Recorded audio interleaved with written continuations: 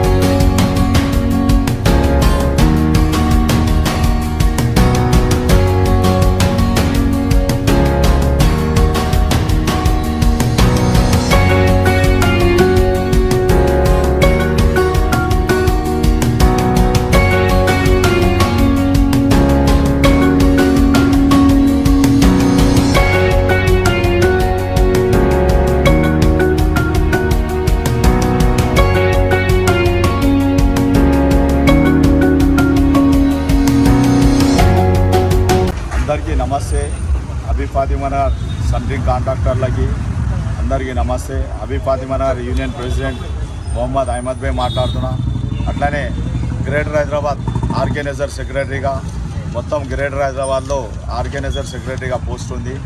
మేము స్ట్రైక్ చేయవలసింది ఒకటే ఉంది, మాకు రేట్లు సరిపోతలే, అన్ని రేట్లు పెరిగినాయి. డబ్బా రేటు పెరిగింది, మొలల రేటు పెరిగింది, మొత్తం ప్రతి ఒక్క తినే వస్తువు కాడ నుంచి బియ్యం పెరిగినాయి, గ్యాస్ పెరిగింది, ప్రతి ఒక్క వస్తువు పెరిగింది. కానీ సెంట్రింగ్ కాంట్రాక్టర్ వాళ్ళకు రాగానే రేట్లు పెరుగుతలేవు. అందుగురించి మేము హైదరాబాద్లో మొత్తం స్ట్రైక్ చేసినాము.